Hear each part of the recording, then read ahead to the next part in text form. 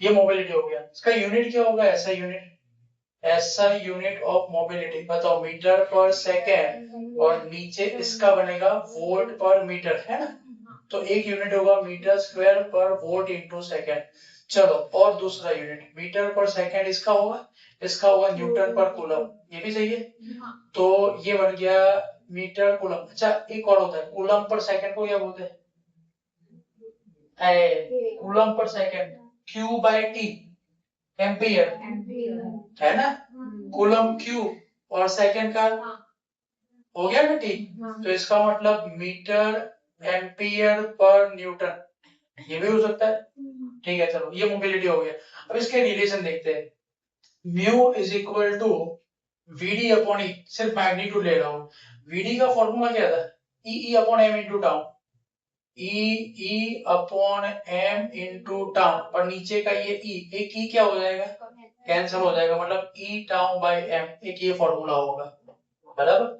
दूसरा, अगर मैं वो वाला formula J is equal to N VD, इसके अंदर देखो J is equal to N VD है, तो J is equal to N E, VD के लिए ये फॉर्मूला लगा दे हम लोग, ये वाला।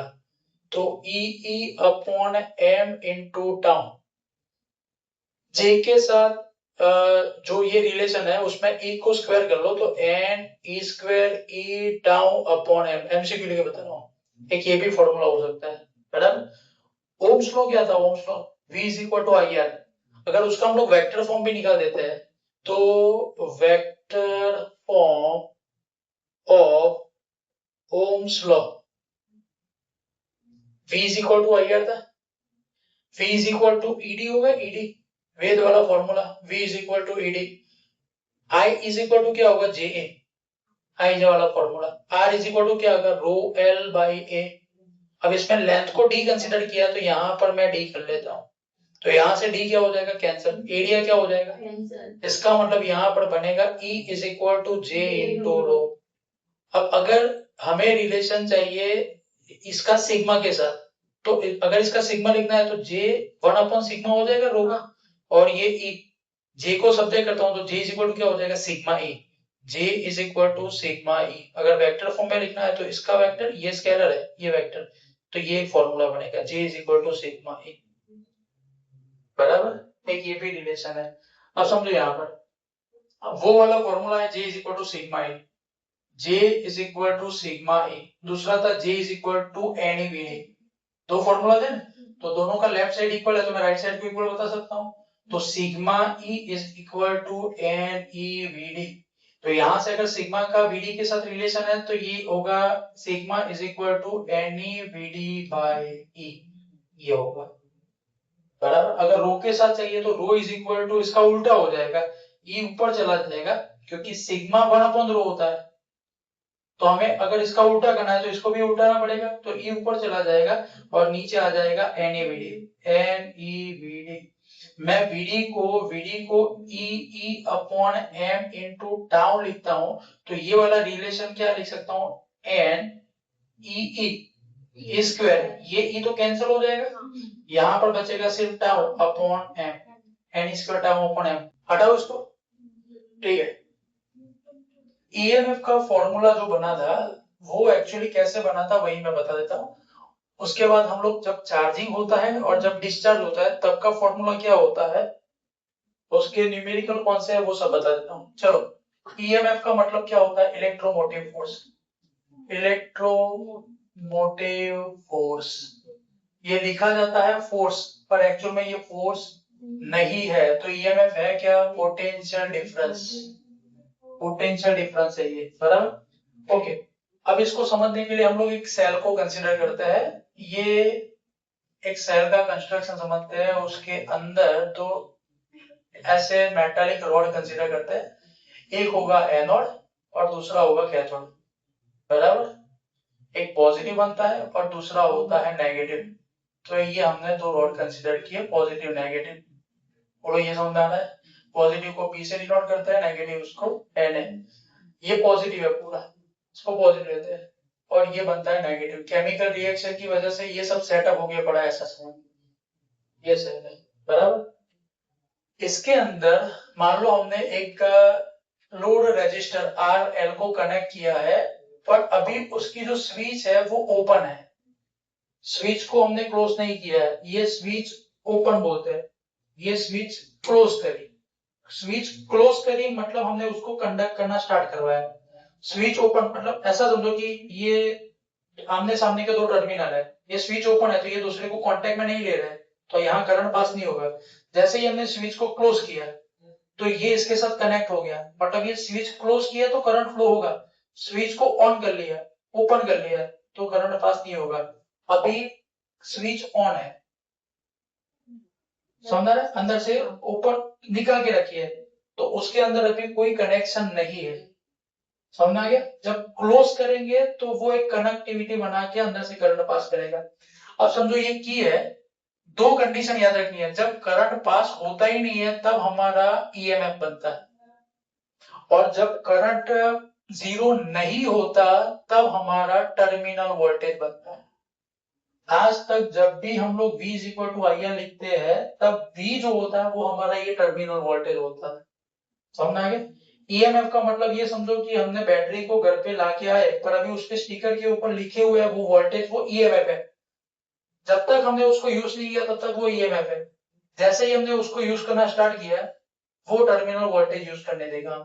तो इसका मतलब टर्मिनल वोल्टेज की वैल्यू ईएमएफ से कम होती है, तो ये बाकी के वोल्टेज कहां पर खर्च करता है, तो वो कोई इंटरनल रेजिस्टेंस होता है इसके अंदर, लिक्विड जो होता है अंदर का जो केमिकल होता है वो अंदर का लिथियम है जो भी है, उसका इंटरनल रेजिस्टेंस उसके अंदर के वोल्टेज को खा जाता है, तो आपको रिजल्टेंट जो वोल्टेज यूज करने को मिलते हैं वो ईएमएफ से स्टिकर से कम ही मिलेंगे। अब इसका रिलेशन क्या होता है वो समझना है, तो समझो इसके बाजू में एक ये पॉइंट कंसीडर करो, इसका पॉइंट बी कंसीडर करो, समझना है। इसका पोटेंशियल मान लो V प्लस लिया क्योंकि इसके ऊपर पॉजिटिव आयन है, इसका पोटेंशियल हमने V नेगेटिव लिया क्योंकि इसके ऊपर नेगेटिव आयन है। दूसरा पॉइंट, ये हाई पोटेंशियल पर है तो इसको हम लोग पॉजिटिव ऊपर मानेंगे, ये लोअर पोटेंशियल है तो ये आगे लिखा गया नेगेटिव है, वो इससे कंपेयर में नीचे का पोटेंशियल बता रहा है, ये क्लियर है। जब इसको कनेक्ट ही नहीं किया है तब हमें P और N जो दो रॉड है उसके बीच का पोटेंशियल डिफरेंस चाहिए, तो मैं यहाँ पर लिखता हूँ सबसे पहले potential difference between P and N, तो हम लोग क्या करेंगे जो ज्यादा है उसमें से कम वाला सब्ट्रैक्ट कर लेंगे, पर वो मैंने क्लियर लिखा है करंट नहीं है तो ईएमएफ देगा, तो यहाँ पर फॉर्मूला किसका बनेगा, ईएमएफ का बनेगा, बराबर।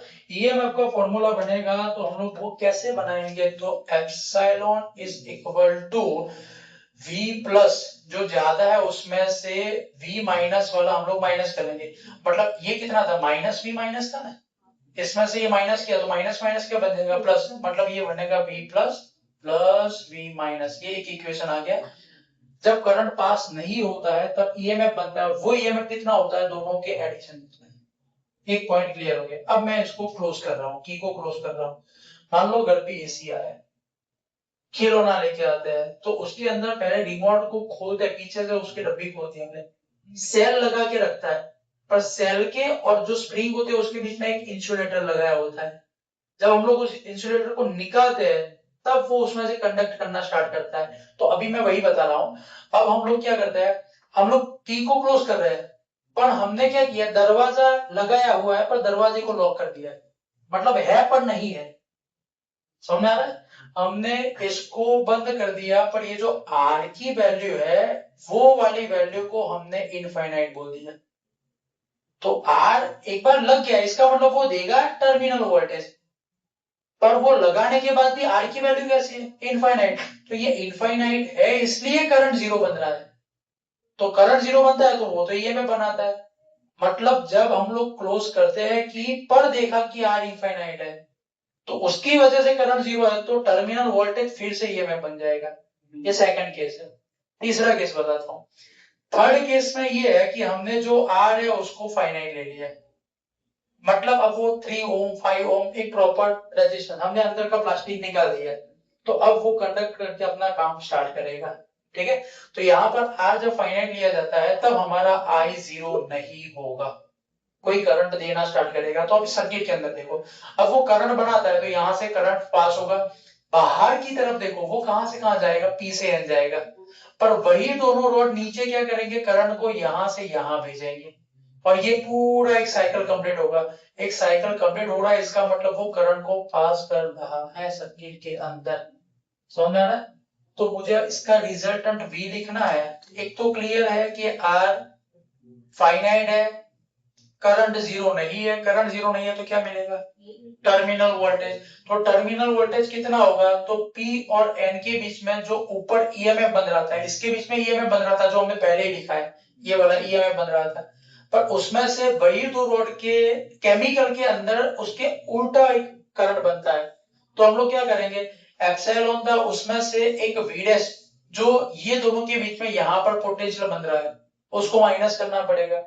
ऊपर वाला ईएमएफ था उसमें से जो ऑपोजिट डायरेक्शन का जो वीडेस है उसको माइनस करना पड़ेगा। अब ये वीडेस कितना होगा? तो यहाँ का वीडेस जो केमिकल के अंदर के इंटरनल रेजिस्टेंस की वजह से बन रहा है वो कितना होगा? तो I इंटू स्मॉल r जितना होगा। तो हम लोग यहाँ वीडेस की value epsilon minus I R minus करेंगे, जो मिलने वाला है उसको बोला जाता है टर्मिनल वोल्टेज का formula V is equal to epsilon minus I R. Clear हो रहा है? अगर मान लो ये जब यूज होता है, जब सेल यूज करते हैं तो हम लोग माइनस लिखते हैं। When cell is in charging mode, V is equal to epsilon plus IR लिखा जाएगा। कब? When cell is in charging, जब ये चार्जिंग के अंदर होता है तब ये प्लस हो जाता है, जब वो डिस्चार्ज होता है तब वो माइनस के साथ लिखा जाएगा। समझ में आ रहा है? एक हमारा एक्सरसाइज का क्वेश्चन है, एक्सरसाइज का शायद 3.8 है। उसमें क्वेश्चन ऐसा है कि अगर 8 वोल्ट ईएमएफ वाली एक बैटरी को 120 वोल्ट की एक बैटरी के साथ कनेक्ट करके चार्ज करना है, कैसे करना है? तो ऐसा है, मैं बता दूं। ये ईएमएफ है 8 वोल्ट वाला, उसका इंटरनल रेजिस्टेंस दिया हुआ है 0.5 ओम। उसको एक रेजिस्टर के थ्रू जिसका रेजिस्टेंस है 15.5 ओम जितना, बराबर, उसको 120 वोल्ट की बैटरी से कनेक्ट करके चार्ज करना है। ये वोल्ट है 120 वोल्ट। तो बताओ कि यहाँ पर टर्मिनल वोल्टेज कितना होगा? टर्मिनल वोल्टेज अगर चार्ज करता है तो क्या फॉर्मूला रहेगा? ये वाला रहेगा। तो इसको हम लोग फॉलो करते हैं, चलो इसको फॉलो करते हैं। V is equal to epsilon plus I R. V is equal to epsilon plus I R. V की वैल्यू हमें फाइंड करनी है तो V रहेगा। एप्सिलॉन जिसका EMF 8 वोल्ट है तो यहाँ पर 8 आएगा, प्लस I हमें नहीं पता है इसके अंदर कितना करंट जा रहा है। करंट कहाँ फ्लो होगा? ये छोटा सा बैटरी का करंट यहाँ पर छोटा आएगा, ये बड़ी सी बैटरी का करंट यहाँ पर आएगा, ये यहाँ पर जाएगा, छोटा वाला करंट इसके सामने आएगा, तो इसका कुछ नहीं हो पाएगा। तो रिजल्टेंट करंट कैसे फ्लो होगा? ऐसे होगा। वो कितना होगा वो हम लोग निकालेंगे। आर की वैल्यू यहाँ पर साफ साफ लिखी हुई है 0.5, तो ये 0.5 कंफर्म है। अब आई निकाल दिया कितना होगा, तो आई का मतलब होता है सिंपल V अपॉन आर। समझ आ रहा है? करंट होता है वोल्टेज अपॉन रेजिस्टेंस। वोल्टेज कितना होगा? तो हमारे पास दो बैटरी है, तो रिजल्टेंट वोल्टेज कितना होगा? ज्यादा में से कम कर लो। यहाँ 120 में से मैं 8 वोल्ट को माइनस करता हूँ तो वो टोटल हमारा 112 वोल्ट बनाएगा। नीचे हमारा आर लिखना है, तो ये आर और ये वाला आर सीरीज में दिख रहा है, तो टोटल रेजिस्टेंस ये दोनों का ऐड होके मिलेगा 15.5 प्लस 0.5, टोटल 16 हो जाएगा। 16 ओम बनेगा, यहां से कैंसिल 7 आएगा, तो यहाँ पर 7 रखेंगे। 7 इंटू हाफ 3.5, 3.5 प्लस 8 11.5, मतलब टोटल टर्मिनल वोल्टेज जो बनेगा जब चार्जिंग होगा इस ईएमएफ वाली बैटरी का वो बनेगा 11.5 वोल्ट। ये आंसर आएगा। हम लोग ईएमएफ वाला जो फॉर्मूला है उसको ऐसे यूज करके किसी का भी terminal voltage, current, internal resistance सब निकाल सकते हैं।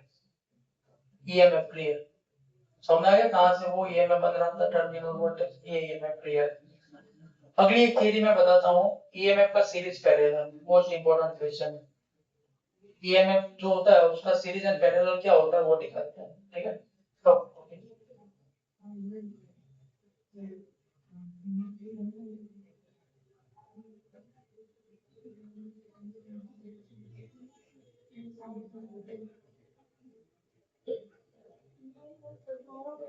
क्या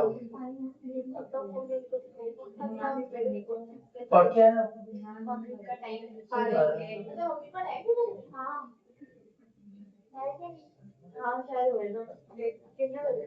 ये मैं बता दूं सीरीज, हाँ बोलो। हाँ ठीक है, आधा घंटा है। नहीं मेरे पास 8 मिनट है, मैं खत्म कर सीरीज बता देता हूँ, पैरेलल समझ जाओगे। समझो समझो समझो।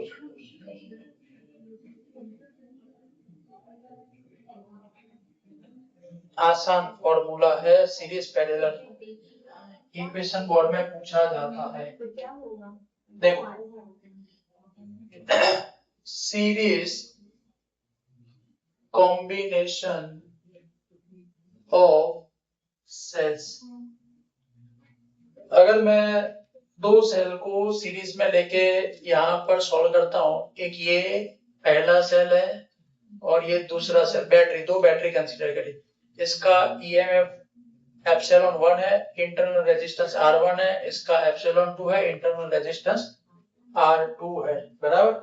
3 पॉइंट कंसीडर करता हूँ, ए बी एंड यहाँ पर सी, ये दोनों के बीच का पोटेंशियल डिफरेंस VAB कंसीडर करो, ये दोनों के बीच में VBC कंसीडर करो, और ये दोनों के बीच में out border A to C के VAC कंसीडर करते हैं।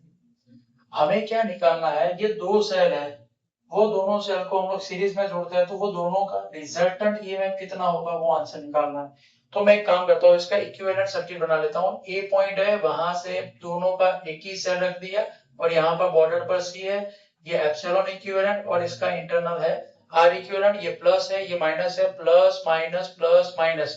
करंट कहाँ जाएगा, यहाँ जाएगा, एक ही पाथ है, सीरीज है, तो यहाँ पर जितना करंट पास होगा वो एक ही पास होगा, आई, सब में एक ही करंट पास होगा, यहाँ पर कितना चलेगा, आई। समझ में आ रहा है?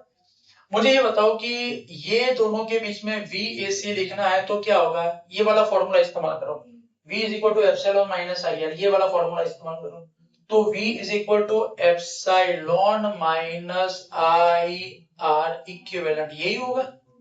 चलो अब इसको निकालते हैं। मुझे ये बताओ A to C जाना है तो A to B plus B to C जाना पड़ेगा, तो यहाँ पर ऐसा लिख सकता हूँ VAC is equal to VAB plus VBC।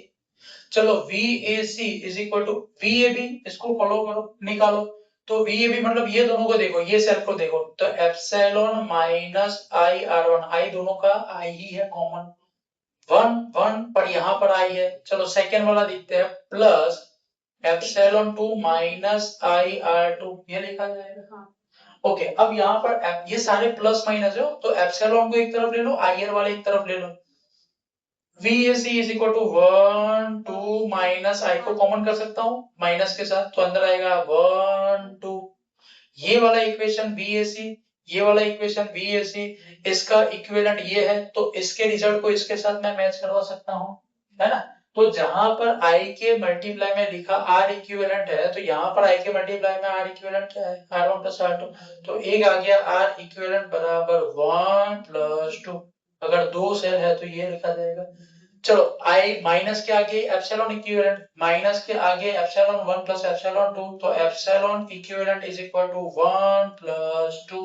अगर मैं यहाँ पर लिख देता हूँ फॉर एन सेल्स, आप लोग इसको अलग लिखना, मैं यहाँ पर लिख देता हूँ for n cells, plus dash dash dash n तक लिख दो, plus dash dash dash epsilon n लिख दो, सीरीज खत्म हो गई।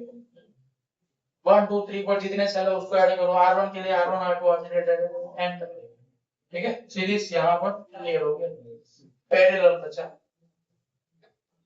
पैरेलल देखोगे, सेम मेथड आपको पैरेलल में करनी है, खाली यहाँ पर सिंपल समझो, इसके अंदर चेंज क्या था, आई सेम था, V अलग था ना, तो हमने क्या किया, V को ऐड किया। पैरेलल के अंदर करंट अलग अलग होगा, तो हम लोग I1 प्लस I2 करेंगे, बाकी मेथड सेम है, फिर आप लोगों को इक्विवेलेंट के साथ मैच करवा लेना है, ठीक है। इसको कहाँ करवा दिया मैं?